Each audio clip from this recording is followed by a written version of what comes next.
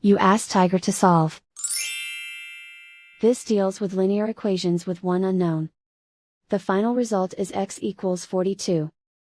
Let's solve it step by step. Simplify the expression. Swap sides.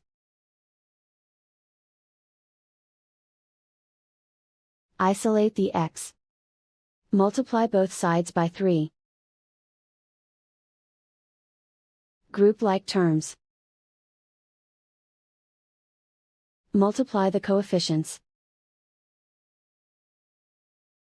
Simplify the fraction.